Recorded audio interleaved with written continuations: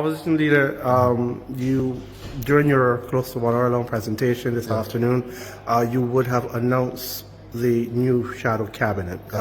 Could you tell us the thinking behind the names and the persons that were selected? I didn't do it on the basis of any expertise as such. The only one you do in relation to expertise would be the lawyer, because a lawyer, obviously, you need a lawyer to do Attorney General portfolio. But the others, and I suppose Dr. Eswick had some training in economics. I think he did. But all the others, you just ask them to gain greater exposure. It doesn't say anything about the future. It is just asking people to work. That's mainly what it is. I didn't do it on the basis of any expertise that I know of, apart from the Ms. Verla de Pisa doing Attorney General and Legal Affairs. Based on the extensive shadow cabinet that has been put forward, and when I say extensive, I mean... I'm not calling it a shadow cabinet. I mean, you could do that. Spokespersons. The spokespersons, yeah. From listening to your presentation, it is clear that we have a lot of work to do. Are you guys ready to hit the ground running? In fact, we've hit the ground running already. We've done 4 mass canvasses on Saturdays. On weekends, we call them community connections. We've done 4. We did Christchurch, we did St. Michael, we did St. Peter, we did St. Lucie, and we are going to cover every parish. And of course, we will be asked, we go as a mass canvassing group, but we'll be asking the candidates to do their individual canvassing during the week. So we have been trying to make that political impact across the country on weekends as a group. What would you say to people who would criticize the selections of Mr. Eswick and Mr. CD specifically, given that they were part of former administrations and obviously have taken some criticism before? It is a marriage between experience and inexperience. Yeah, that's what it is. It's a marriage between experience and inexperience. When, and I want to phrase this,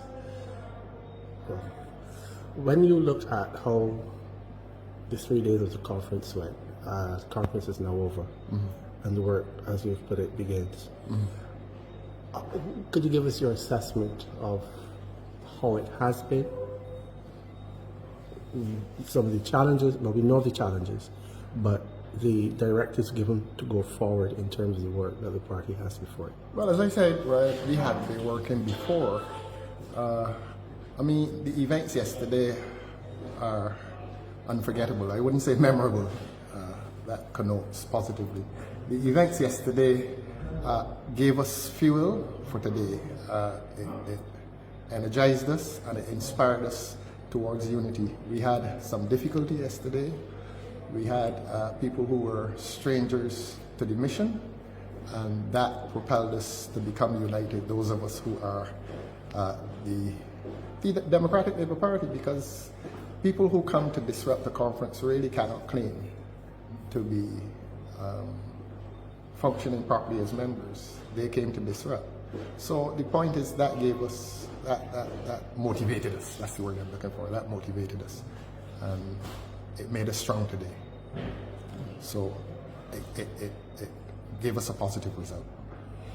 Based on the responses that you've been getting, how would you rate the, I don't want to call it the approval levels, but the views of Barbadians towards the party and where the party is now headed?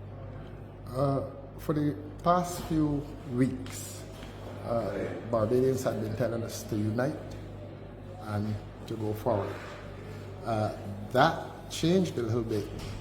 They felt that unity was not possible between certain persons, with certain persons, and they were urging us to press on without certain persons. Barbadians were telling us that because Barbadians saw that there could be no reconciliation.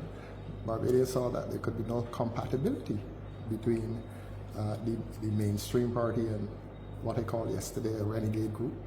And Barbadians urged us to resolve the issue and to do what we did a few weeks ago and to press on, because as you heard my speech, I focused on the collective as opposed to the individual. And a lot of that tension, a lot of those tensions involve individual ambitions and individual aspirations, and the focus on the collective was lost. We have always focused on the collective, the interest of the party as a collective group.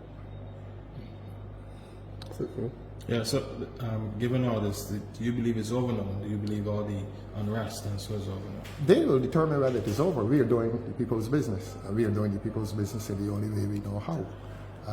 It is up to them to behave themselves.